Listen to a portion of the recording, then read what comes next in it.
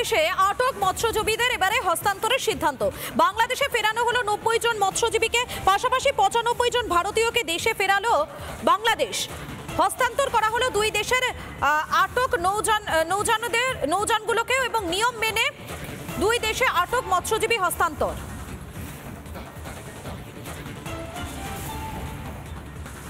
ভারত বাংলাদেশ আটক মৎস্যজীবীদের হস্তান্তর। বাংলাদেশে ফেরানো হলো 90 জন মৎস্যজীবীকে, অপরদিকে ভারতে অর্থাৎ নিজের দেশে ফিরলেন 95 জন ভারতীয় মৎস্যজীবী। হস্তান্তর করা হলো দুই দেশের আটক নৌযানও।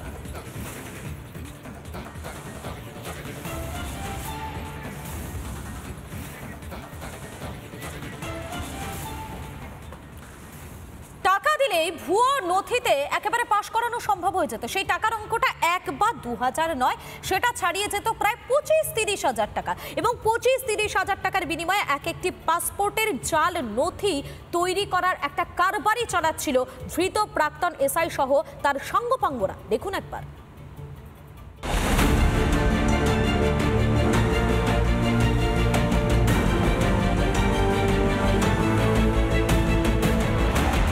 জাল নথি দিয়ে আসল পাসপোর্ট তৈরি কাণ্ডে গ্রেফতার একাধিক।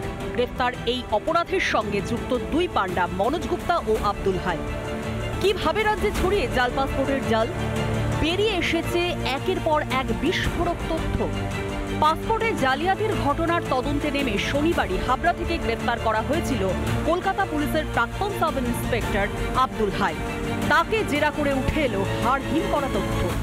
পুলিশ এও জানতে পেরেছে যে প্রত্যেক পাসপোর্ট পিছু ভেরিফিকেশনের ডকুমেন্টসে সই করার জন্য আব্দুল হাইয়ের পকেটে ঢুকতো 25 থেকে 30 হাজার টাকা।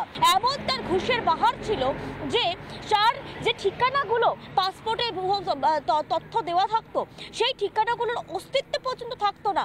সেই ঠিকানার যাচাই পর্যন্ত সে করতো না, অস্তিত্ব নেই এমন ঠিকানাও কিন্তু বহু মিলেছে। জাল নথির স্বীকৃতি দিতে নেওয়া হতো টাকা, প্রতি পাসপোর্টের জন্য 25 থেকে 30 হাজার টাকা।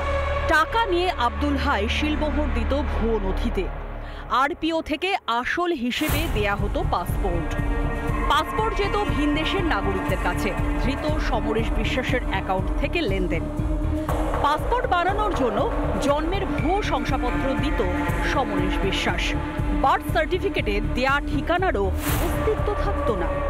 বাইরের দেশ থেকে আসা নাগরিকদের এদেশি নাগরিক বানিয়ে এই দেশ থেকে অন্য দেশে কার্যত চালান করে দেওয়া হতো। 52টা মোট 52টা পাসপোর্ট আব্দুল হাইয়ের হাত থেকে বেরিয়েছিল এবং যে পাসপোর্টগুলো ভুয়ো শংসাপত্রের ভিত্তিতে রেডি হয়েছিল এবং সেগুলো আরপিওর কাছে গিয়েছিল, আরপিও থেকে ইস্যু হয়েছিল। তাই শুধুমাত্র কি আব্দুল হাই, নাকি আব্দুল হাইয়ের মাথায় আরও কোনো বড় হাত ছিল যেটা এই চক্রকে চালাচ্ছিল, এটাও কিন্তু পুলিশ জানতে চাইছে। এক কথায় দেশ এবং পশ্চিমবঙ্গকে জালিয়াতির মাধ্যমে শিকেই তোলার দায়িত্ব নিয়েছিল এই অসাধু চক্র। জাল নথির পাসপোর্ট চলে যেত অনুপ্রবেশকারীদের হাতে বা দুষ্কৃতীদের হাতে। অতীতে যে কাজ বামপন্থীরা করেছেন সেই একই জুতোতে পা গলিয়ে দিয়েছেন মমতা বন্দ্যোপাধ্যায়, কিন্তু সিপিআইএম একটা সংগঠিত দল হওয়ার কারণে সেটা নিয়ন্ত্রণ করত তারা, আর এরা অনিয়ন্ত্রিত হয়ে গেছে। এখানে একদম সরাসরি টাকা নিয়ে করে দেয়া হচ্ছে এবং এ কারণে বহু জঙ্গি তৎপরতা এ রাজ্যে বাড়ছে। কেন্দ্রীয় সরকার জানানোর পরেও কিছু করা যায়নি। বারাসাত আর মধ্যমগ্রাম হচ্ছে সবচেয়ে বড় হাব। যা কিছু হচ্ছে তৃণমূলের স্থানীয় নেতাদের জ্ঞাতসারেই হচ্ছে। যৌথভাবে অনুপ্রবেশকে ঠেকাবার জন্য যে সমস্ত প্রশাসনিক পদক্ষেপ নেওয়া দরকার সেগুলো নিন। সেইগুলো না নিয়ে একে অপরকেও দোষারোপ করে প্রকৃতপক্ষে জঙ্গিবাদদেরই প্রশ্রয় দিচ্ছে। শুধু কলকাতা নয়, ভুয়ো নথি দিয়ে পাসপোর্ট তৈরির তদন্তে নেমে চোখ কপালে ওঠার অবস্থা কলকাতা পুলিশের। আন্তঃরাজ্য চক্রের হদিশ পাচ্ছেন তদন্তকারীরা।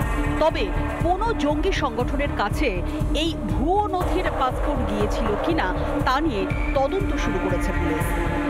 পিঙ্কি অধিকারীর রিপোর্ট, রিপাবলিক বাংলা। নানা ধরনের কন্টেন্ট দেখার জন্য লাইক করুন, শেয়ার করুন আমাদের ফেসবুক পেজ, সাবস্ক্রাইব করুন আমাদের ইউটিউব চ্যানেল। পাশাপাশি অন্যান্য ব্রেকিং নিউজের জন্য অবশ্যই চোখ রাখুন রিপাবলিক বাংলায়।